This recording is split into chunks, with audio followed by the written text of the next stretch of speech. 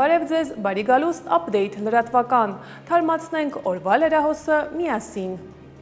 Հայաստանի Հանրապետության վարչապետ Նիկոլ Փաշինյանը շնորհավորական ուղերձ է հղել Արգենտինայի Հանրապետության նախագահ Խավիեր Խերարդո Միլեին անկախության տոնի կապակցությամբ։ Հայաստանի Հանրապետության վարչապետի աշխատակազմի տարածած ուղերձում մասնավորապես ասվում է. Ջերմորեն շնորհավորում եմ ձեզ եւ Արգենտինայի բարեկամ ժողովրդին Արգենտինայի Հանրապետության անկախության տոնի առթիվ։ Հայաստանը բարձր է գնահատում Արգենտինայի հետ ձևավորված երկարամյա բարեկամական հարաբերությունները, որոնք հիմնված են փոխադարձ հարգանքի եւ վստահության վրա։ Գոհունակությամբ եմ փաստում մեր երկրների միջև առկա ամուր փոխգործակցության շարունակական զարգացումը եւ ընդլայնումը, որի վկայությունն են տնտեսական, տեխնոլոգիական, կրթական եւ մշակութային ոլորտներում ակտիվ համագործակցությունը ու վերջին շրջանում արձանագրված ձեռքբերումները։ Վստահ եմ, որ համատեղ ջանքերի շնորհիվ կշարունակենք հարստացնել եւ կատարելագործել Հայաստանի եւ Արգենտինայի միջև համագործակցությունը, ի նպաստ մեր ժողովուրդների բարեկեցության։ Այսօր տեղի է ունեցել կառավարության հերթական նիստը։ Օրակարգում ընդգրկված է եղել 39 հարց, եւ նիստի արդյունքներով կառավարությունն էկոնոմիկայի նախարարությանը կհատկացնի 3 միլիարդ 140 միլիոն դրամ արտահանման աջակցության ծրագրերի շրջանակում հունիս ամսվա ընթացքում առաջացած պարտավորությունները կատարելու համար։ Հարցը կառավարության նիստում զեկուցեց էկոնոմիկայի նախարար Գևորգ Պապոյանը։ Ինչպես հայտնի է, դեռևս հունիս ամսվա սկզբին կառավարությունը շուկաների դիվերսիֆիկացման նպատակով ընդունել էր աջակցության ծրագիր, որով ֆինանսական աջակցություն ենք տալիս, եթե արտահանվում են հայկական ծագման ջերմատնային արտադրության ապրանքներ, ինչպես նաև թարմ պտուղ եւ սննդամթերքի ու խմիչքի առանձին տեսակներ։ Կառավարության այս որոշման նպատակն է ծրագրի արդյունքում առաջացած հունիս ամսվա պարտավորությունների կատարումը մեր արտահանողների նկատմամբ, այսինքն իրենք արտահանել են, մենք իրենց պետք է ֆինանսական աջակցությունը այժմ տրամադրենք։ Միջոցառման իրականացման համար հունիս ամսին առաջացած պարտավորությունների կատարման նպատակով անհրաժեշտ է փոխհատուցել ընդհանուր առմամբ 3 միլիարդ 140 միլիոն դրամ։ Այսքանը, պարոն վարչապետ, հարցեր լինենք պատասխանեմ։ Այսինքն այդ փոխհատուցման թիվը այդ նշանակում է, որ արտահանման ծավալները ահագին մեծ են, որովհետև 3 միլիարդը այդ արդեն բավականին մեծ թիվ է, ճիշտ եմ հասկանում, պարոն։ Այո, պարոն վարչապետ, եւ իմ ձեռքի տակ կա երկու տեսակի վիճակագրություն, հունիս ամսվան առանձին եւ հունիս-հուլիս մինչ այս պահը։ Հունիս ամսվան առանձին եթե ներկայացնեմ, ապա արտահանել ենք 784 տոննա պղպեղ, 200 տոննա լոլիկ, 109 տոննա ելակ, մոտ 3000 տոննա ծիրան, 1400 տոննա կեռաս, 1.5 միլիոն լիտր շշալցված բնական հանքային ջուր, 230 հազար լիտր շշալցված խաղողի գինի, 1.3 միլիոն լիտր հաշվարկով եւ այսպես շարունակ։ Շատ լավ, այսինքն մենք կարող ենք արձանագրել, որ մեր տնտեսության ոլորտում բալանսավորման քաղաքականությունը ընթացքի մեջ է։ Իհարկե պարզ է, որ դա մի գործողությամբ եւ ամբողջական ծավալով չի լինելու, բայց կարեւոր է, որ եւ նաեւ մեխանիզմը եւ թվաբանությունը, որովհետեւ 3 միլիարդ մի ամսվանն է դա։ Այսինքն մի ամսվա ընթացքում 3 միլիարդ, այդ նշանակում է, որ արդեն արտահանումը շատ ծավալուն էական ծավալներ է ձեռք բերում եւ սա կարեւոր արձանագրում է։ Կառավարությունը հաստատել է առողջության համընդհանուր ապահովագրության ոլորտում բոնուսային միավորների հաշվարկման, գործակիցների կիրառման եւ դրանց միջոցով վճարումներ կատարելու կարգը։ Հարցը կառավարության նիստում զեկուցեց առողջապահության նախարարի առաջին տեղակալ Լենա Նանուշյանը։ Նրա խոսքով բոնուսային համակարգը նախատեսված է ապահովագրված անձանց առողջ ապրելակերպը խրախուսելու համար։ Ձեր ներկայացված կառավարության որոշման նախագիծը մշակվել է հիմք ընդունելով առողջության համընդհանուր ապահովագրության օրենքի դրույթները։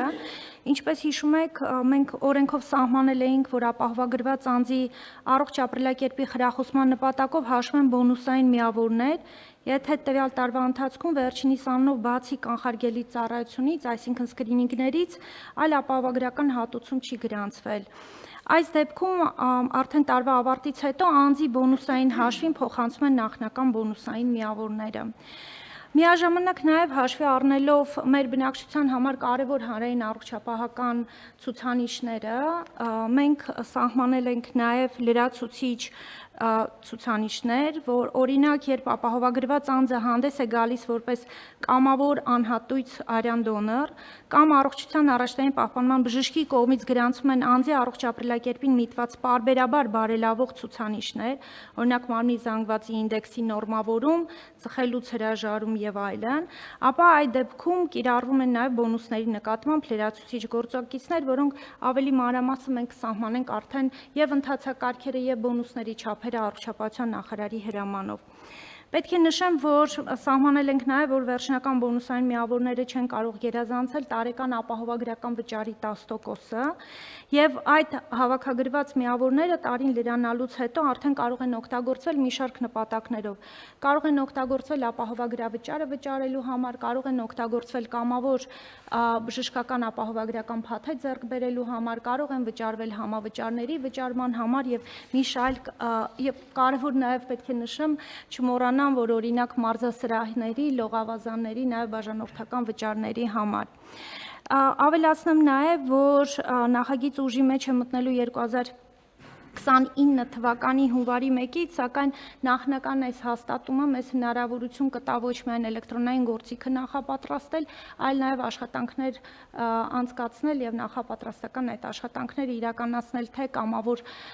բժշկական ապահովագրություն տրամադրող կազմակերպությունների եւ իհարկե մարզասրահների, լողավազանների հետ։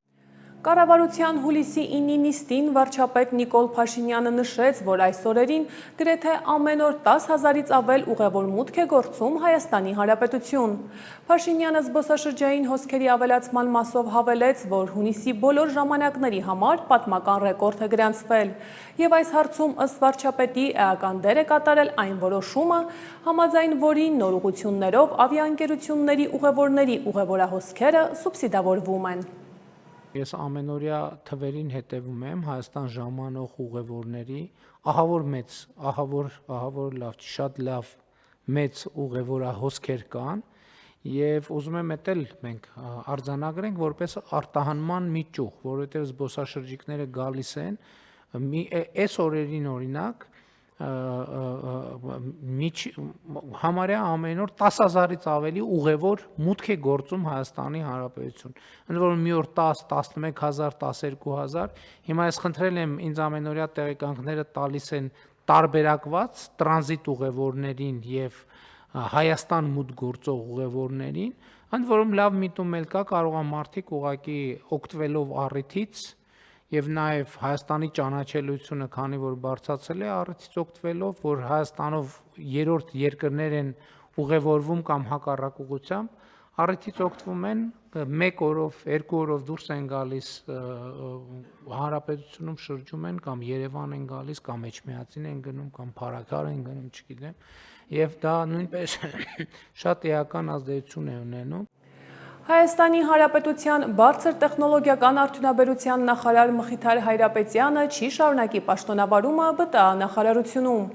Կառավարության նիստից հետո լրագրողների հետ ճեպազրույցում հայտնեց Նիկոլ Փաշինյանը։ Վարչապետը նշեց, որ Մխիթար Հայրապետյանը ինքը չի ցանկացել շարունակել գործունեությունը կառավարության կազմում։ Անդրադառնալով ԱԺ նախագահ Ալեն Սիմոնյանին, վարչապետը նշեց, որ հիմա քննարկում են եւ լուծումներ լինելու դեպքում կտեղեկացնեն։ Կառավարության ճեպազրույցի ժամանակ վարչապետ Նիկոլ Փաշինյանը խոսելով թրիփի մասին նշեց, որ Իրանի, Ռուսաստանի Դաշնության, Վրաստանի, Ադրբեջանի, Թուրքիայի, Եվրամիության, Կենտրոնական Ասիայի երկրների, Չինաստանի բոլորի հետ աշխատելու ենք, որովհետև թրիփը գլոբալ նախագիծ է եւ գնալով այդ նախագծի արժեքն ու նշանակությունը մեծանալու է։ Թրիփ նախագծի շրջանակներում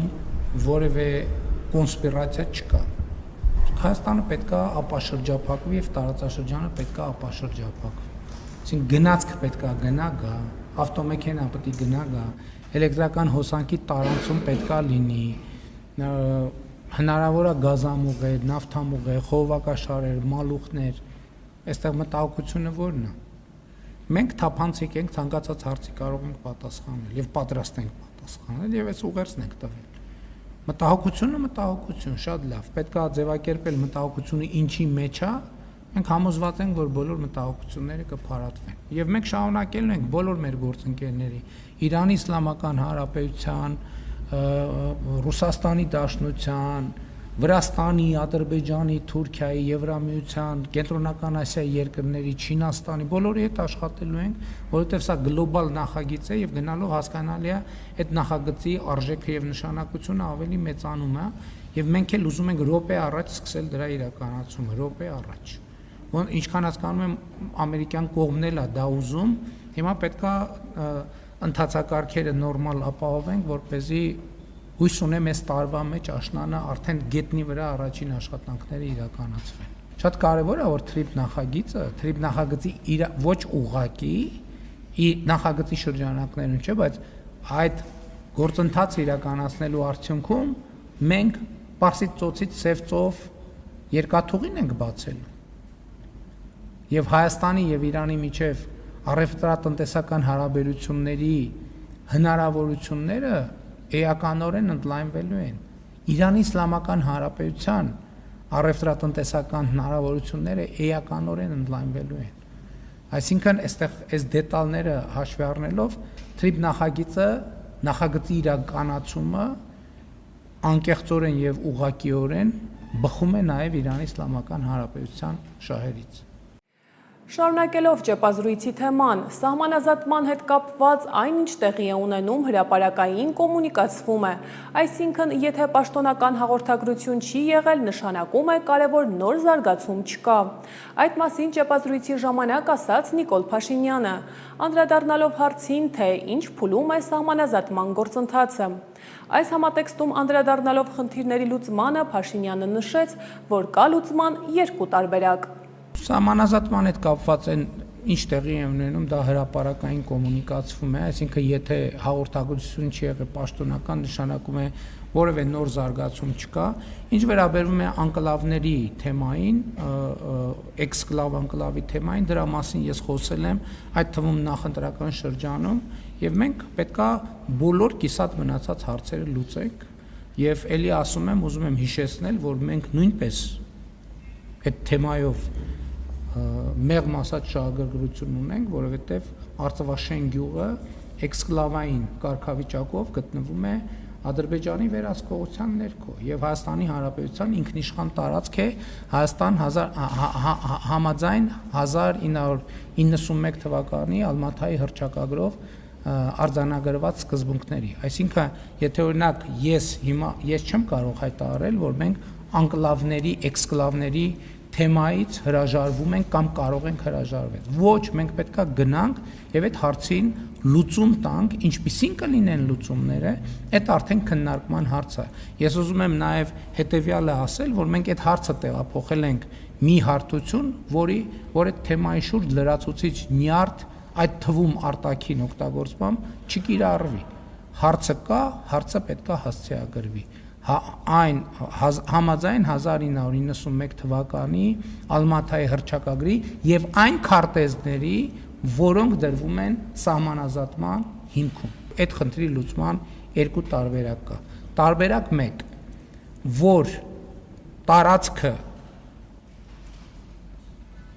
որևէ անկլավի կամ էքսկլավային կամ անկլավային կարգավիճակով մնում է, շարունակում է մնալ այն երկրի տարածք, որին դե յուրե պատկանում է, կամ մենք պայմանավորվում ենք եւ տարբերակներից մեկը օրինակ այդ համարժեք տարածքները սահմանի երկայնքով համարժեք տարածությամբ, այսպես ասած, փռում ենք կամ կոնկրետ տեղանքներով իրականացնում ենք փոփոխություններ։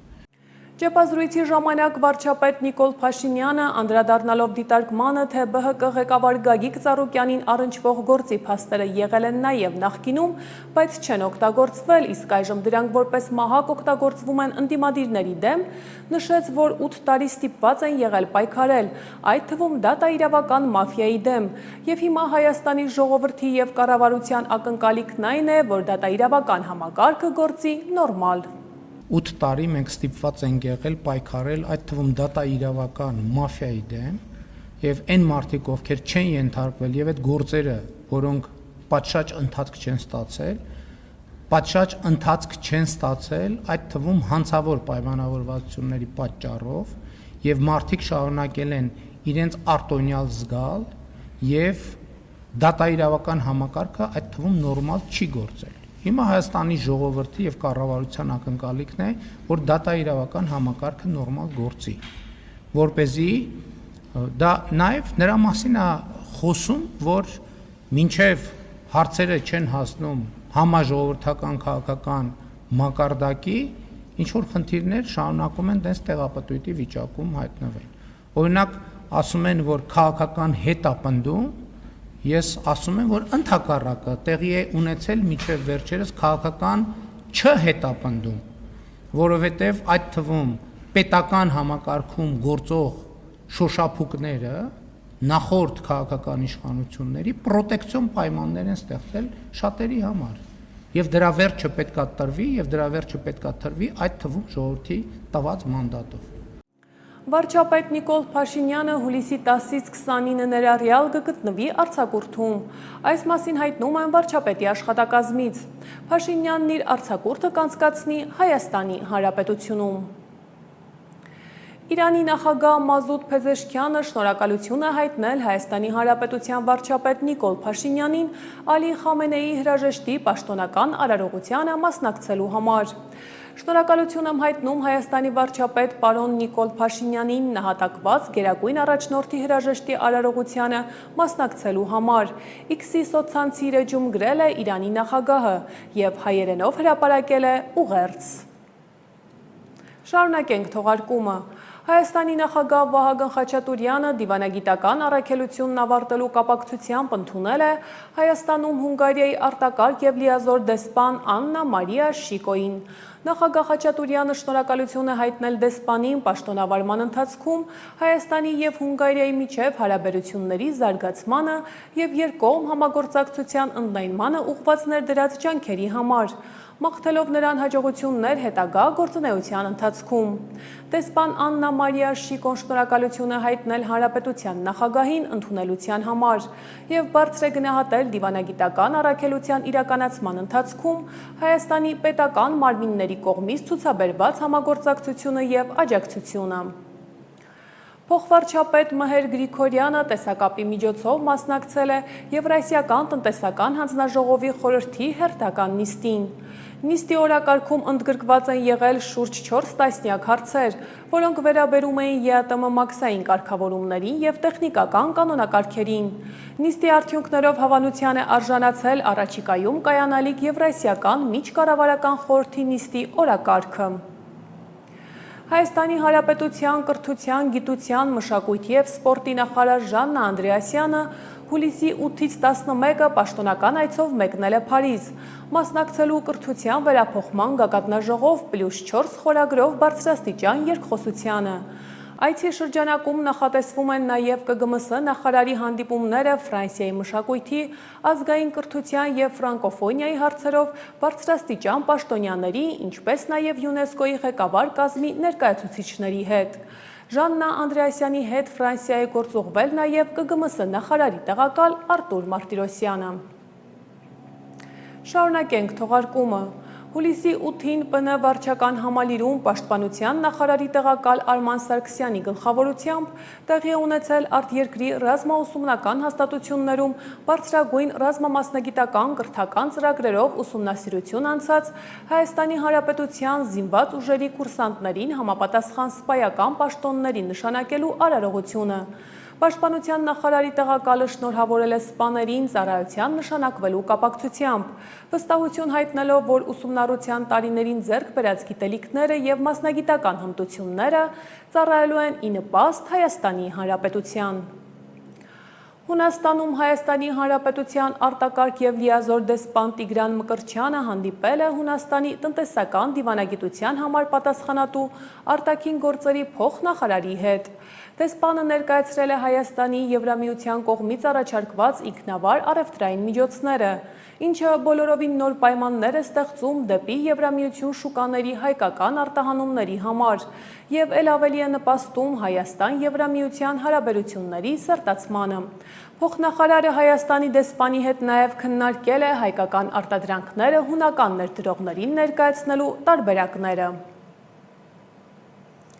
Հայաստանի Հանրապետության արտաքին գործերի նախարարի տեղակալ Վահան Կոստանյանը Լիբանան կատարած աշխատանքային այցի շրջանակներում հանդիպել է Լիբանանի նախագահի աշխատակազմի գլխավոր տնօրեն Անտուան Շուքեյրի հետ։ Հանդիպման ընթացքում Անտուան Շուքեյրը շնորհակալություն է հայտնել Հայաստանի Հանրապետության կառավարությանը Լիբանանին ցուցաբերվող շարունակական աջակցության, այդ թվում մարդասիրական օգնության տրամադրման համար։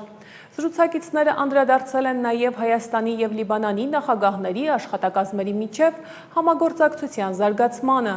ընդգծելով այդ համագործակցության ինստիտուցիոնալ ամրապնդման և անհրաժեշտ իրավապայմանագրային հիմքերի ձևավորման կարևորությունը։ Եվ միջազգային լրահոսին ընդառաջ։ Ուկրաինայի բանակը վերջին օրերին ավելի ինտենսիվ գրոհներ է իրականացնում Ղրիմի մերձակայքում։ Ցամաքային միջանցքների թիրախավորումից հետո հարվածների տակ են հայտնվել թերակղզու ծովային մատակարարման ուղիները։ Վերջին 3 օրվա ընթացքում Ազովի ծովում հարձակման է ենթարկվել ավելի քան 20 ռուսական նավ, մեծ մասը նավթատար։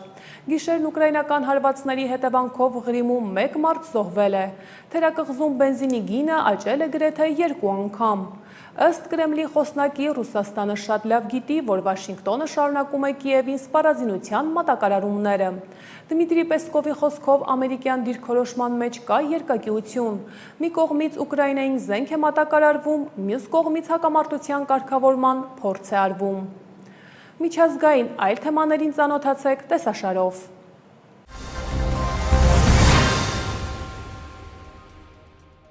Իրանի առողջապահության նախարարությունը հայտարարել է, որ Միացյալ Նահանգների զինված ուժերի կողմից հուլիսի 8-ին իրականացված հարձակման հետևանքով երկրի 5 նահանգներում զոհվել է 14 մարդ։ Հարձակումների հետևանքով վիրավորվել է 78 մարդ։ Ավելի վաղ հայտնի էր դարձել, որ ամերիկյան կողմի գործողությունների հետևանքով վնասվել է Թեհրանից դեպի երկրի հյուսիս-արևելքում գտնվող Մաշհադ քաղաք տանող երկաթուղային գծի մի հատվածը։ Հիշեցնենք, որ հենց Մաշհադում այսօր պետք է տեղի ունենա ամերիկա-իսրայելական հարվածների հետևանքով Իրանի սպանված հոգևոր առաջնորդ Ալի Խամենեի հուղարկավորության արարողությունը։ Միացյալ Նահանգների զինված ուժերը հայտարարել են, որ հուլիսի 8-ին նոր հարվածներ են հասցրել Իրանին, Հորմուզի նեղուցը նավագնացության համար բաց պահելու նպատակով։ Ամերիկյան հարվածներից հետո Իրանը պատասխան հարձակումներ է իրականացրել Քուվեյթի և Բահրեյնի ուղղությամբ։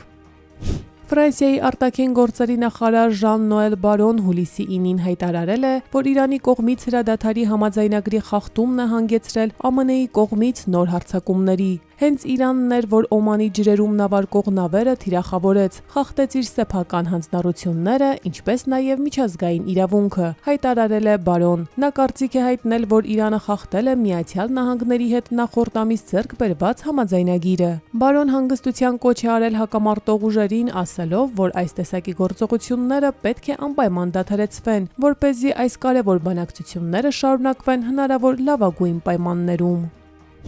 Իրանի արտաքին գործերի նախարարության խոսնակ Էսմայիլ Բաղային դատապարտել է ՆԱՏՕ-ի գլխավոր քարտուղար Մարկ Ռյուտեի մեկնաբանությունները Թեհրանի դեմ ԱՄՆ-Իսրայել պատերազմի վերաբերյալ։ Մարկ Ռյուտեի քանիցս հնչեցված խոստովանություններն այն մասին, որ Եվրոպան գիտակցաբար ներգրավված է եղել Իրանի դեմ ամերիկա-իսրայելական պատերազմում, եւս մեկ անգամ հաստատում են, որ նրանք չեզոք կողմ չեն եղել այս դաժան եւ անօրինական ագրեսիայի ընթացքում։ X-ի իր էջում գրել է Բաղային։ Նա ՆԱՏՕ-ի գլխավոր քարտուղարի խոսքերը համարել է շողոքորթություն։ Վաշինգտոնի աչքերում անարդյունավետ կազմակերպությունը չի կարող արդյունավետ դառնալ շողոքորթության միջոցով, եւ ոչ էլ նման մանիպուլյատիվ շողոքորթությունը երբևէ կարող է վերականգնել շողոքորթողի սեփական ինքնահարգանքը եւ անձնական ազնվությունը, գրել է Բաղային։ Ավելի վաղ Ռյուտեն իր աջակցությունն էր հայտնել ԱՄՆ-ի կողմից Իրանի վրա վերջին հարձակումներին, նշելով, որ դրանք բացարձակ անհրաժեշտ էին։ Վենեսուելայում տեղի ունեցած ավերիչ երկրաշարժի զոհերի թիվը հասել է 3811-ի։ 16740 մարդ վիրավորվել է, իսկ 17907-ը զրկվել օթևանից։ 190 շենք ամբողջությամբ ավերվել է, իսկ 856-ը զգալիորեն վնասվել։ Որոնողափրկարարական գործողությունների ընթացքում փրկվել է 6462 մարդ։ Օգնություն է տրամադրվել 86794 ընտանիքի, տուժածներին բաժանվել է մոտ 9603 տոննա սննդամթերք։ Երկրաշարժը Վենեսուելայում տեղի էր ունեցել հունիսի 24-ի երեկոյան։ Երկրաշարժին հաջորդած օրերի ընթացքում տեղի է ունեցել ավելի քան 1000 հետցնցում։ Չինաստանի Գուանսի Չժաունի ինքնավար շրջանում տեղի ունեցած հեղեղման հետևանքով առնվազն 39 մարդ է զոհվել։ Այս մասին հայտնում է չինական Խինհուա գործակալությունը, նշելով, որ եւս 9 մարդ անհետ կորած է։ Զոհերի ընդհանուր թիվը ներառում է նաև Նանինգ քաղաքի Լյուլան ջրամբարում տեղի ունեցած լուրջ վթարի հետևանքով գրանցված զոհերին։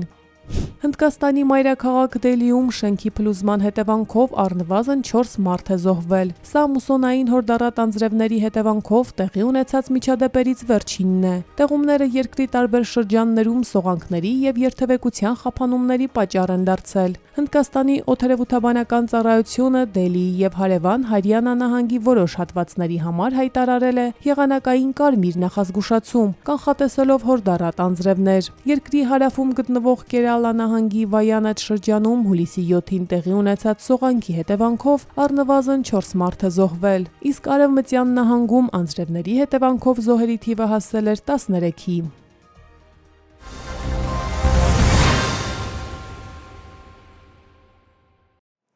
Այլ թեմաների մասին ձերբակալվել է Մայր Հայաստան կուսակցության վարչության անդամ, հունիսի 7-ին կայացած ընտրություններում ԲՀԿ ցուցակով առաջադրված պատգամավորի թեկնածու Արեգնազ Մանուկյանը։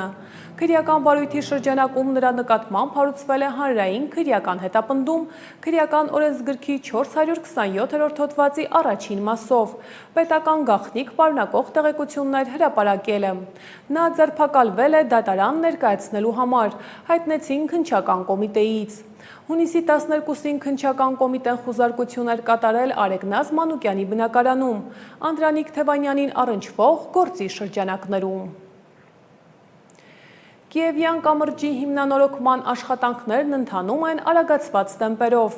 Աշխատանքների արագ ընթացքի շնորհիվ կամուրջը երթևեկության համար կբացվի օգոստոսի 15-ին, նախապես նախատեսված օգոստոսի 29-ի փոխարեն։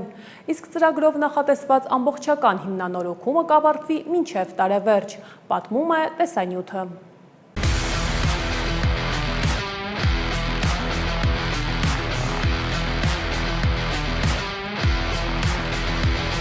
Հրազդանի մեծ կամուրջի աշխատանքների մեկնարկը տրվել է հունիսի 17-ին։ Կատարվում է հիմնանորոգման աշխատանքներ, հիմնական աշխատանքները տարվում են դեֆորմացիոն կարերի մասով եւ նաեւ ստորգետնյա հատվածում, այսինքն կամուրջի տակը ոչ միայն այն աշխատանքներն են կատարվում, որոնք որ դուք հիմա տեսնում եք կամուրջի վրայի շերտի հատվածում, աշխատանքները տարվում են ամենօրյա ռեժիմով 8-ից 8-ը,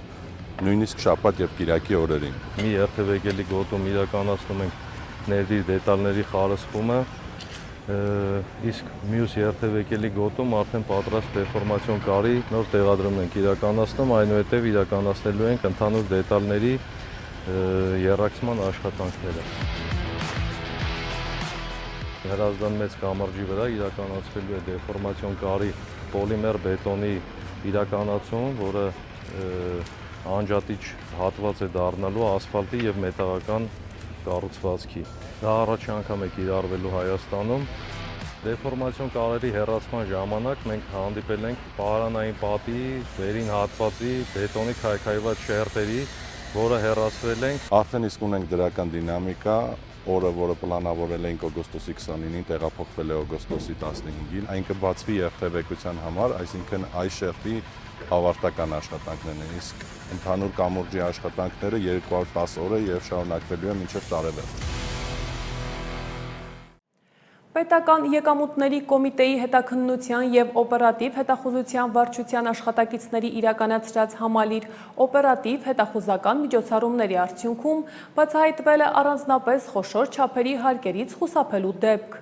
Այսպիսով նախնական հաշվարկներով բացահայտված խախտումների հետևանքով պետությանը պատճառված ընդհանուր վնասը կազմել է շուրջ 849 միլիոն դրամ, պատմում է Պեկի տեսանյութը։ Պետական եկամուտների կոմիտեի հետաքննության և օպերատիվ հետախուզության վարչության աշխատակիցների իրականացրած համալիր օպերատիվ հետախուզական միջոցառումների արդյունքում բացահայտվել է առանձնապես խոշոր չափերի հարկերից խուսափելու դեպք։ Օպերատիվ տվյալներ էին ստացվել, որ Երևանում գործող մարզաառողջարարական համալիրներից մեկը համակարգված կերպով թերհայտարարագրում է իր գործունեությունից ստացված եկամուտները, այսպես էականորեն նվազեցնելով պետական բյուջե վճարման ենթակա հարկային պարտավորությունները։ Ստացված տեղեկությունների իրացման նպատակով հետաքննության եւ օպերատիվ հետախուզության վարչության աշխատակիցները մշակել, ձեռնարկել եւ իրականացրել են համալիր օպերատիվ հետախուզական միջոցառումներ։ Ուսումնասիրվել են ընկերության գործունեությանն առնչվող էլեկտրոնային տվյալները, ներքին հաշվառման փաստաթղթերն ու գործունեության իրական ծավալներն արտացոլող տեղեկատվությունը։ Ձեռք բերված տվյալների համալիր ուսումնասիրության, վերլուծության եւ հարկային ու մարմնի տեղեկատվական բազաներում արկա տվյալների հետ համադրման արդյունքում բացահայտվել են ընկերության հարկային հաշվառման եւ գործունեության իրական ծավալների միջև էական անհամապատասխանություններ։ Պարզվել է, որ 2023-ից 24 թվականներին ընկերությունը հարկային հաշվարկներում չի արտացոլել շուրջ 2.6 միլիարդ դրամի շրջանառություն, ինչի հետևանքով պետական բյուջե չի հաշվարկվել եւ չի վճարվել ավելի քան 832 միլիոն դրամի հարկային պարտավորություն։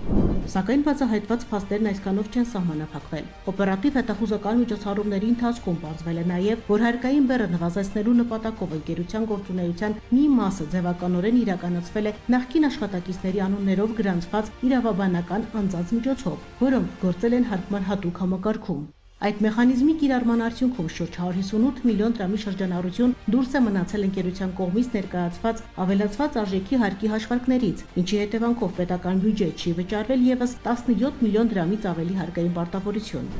Այսպիսով բացահայտված խախտումների հետևանքով պետությանը պատճառված ընդհանուր վնասը կազմել է շուրջ 849 միլիոն դրամ։ Ձեռք բերված փաստական տվյալների հիման վրա հանցագործության մասին հաղորդում է ներկայացվել վարույթ իրականացնող մարմին, որտեղ նախաձեռնվել է քրեական վարույթ եւ իրականացվում է նախաքննություն։ Պետական եկամուտների կոմիտեի հետաքննության եւ օպերատիվ հետախուզության վարչությունը հետևողականորեն շարունակելու է պայքարը սերային տնտեսության բոլոր դրսևորումների դեմ։ Հարկերից խուսափելուն ուղղված յուրաքանչյուր սխեմա ենթակա է բացահայտման, իսկ օրենքը շրջանցելու յուրաքանչյուր փորձ իրավական գնահատականի։ Սյունիքի մարզի Գորիս համայնքի Քարահունջ բնակավայրում գայլի հարձակման հետևանքով տուժած 6 քաղաքացիներից 5-ը, այդ թվում 1 երեխա, դուրս են գրվել հիվանդանոցից, իսկ մեկին նեղ մասնագիտական բուժօգնություն ստանալու նպատակով տեղափոխել են Երևան։ Դուրս գրված պացիենտների վիճակը եղել է թեթև եւ միջին ծանրության։ Ավելի վաղ պարզ էր դարձել, որ Սյունիքի մարզի Գորիս համայնքի Քարահունջ բնակավայրում գայլը հարձակվել էր մարդկանց վրա։ Հայաստանի Հանրապետության ներքին գործերի նախարարության սեյսմիկ պաշտպանության տարածքային ծառայության սեյսմոլոգիական ցանցի կողմից հուլիսի 9-ին տեղական ժամանակով ժամը 11:42-ին գրանցվել է Ապարան քաղաքից 18 կիլոմետր հարավ-արևմուտք, օջախի 10 կիլոմետր խորությամբ 2.1 մագնիտուդով երկրաշարժ։ Էպիկենտրոնային գոտում ստորգետնյա ցնցման ուժգնությունը կազմել է 2-ից 3 բալ։ Երկրաշարժը զգացվել է Արագածոտնի մարզի Աշտարակ քաղաքում, Ագարակ, Բյուրական, Կարպի, Ափնագյուղ եւ Արագած գյուղերում 2 բալ ուժգնությամբ։ Եվ վերջում եղանակի մասին։ Հուլիսի 10-ից 14-ին կեսօրից հետո հանրապետության առավելապես հյուսիսային շրջաններում սպասվում է կարճատև անձրև եւ ամպրոպ։ Հուլիսի 9-ին առանձին հատվածներում հնարավոր է նաեւ կարկուտ։ Օդի ջերմաստիճանը հուլիսի 10-ից 11-ը կբարձրանա 6-ից 8 աստիճանով։ Միայն Լոռի Տավուշում հուլիսի 12-ից 3-ը կնվազի 4-ից 5 աստիճանով։ Այս թողարկման համար այսքանը, իսկ ես ձեզ հրաժեշտ եմ տալիս հաջողություն։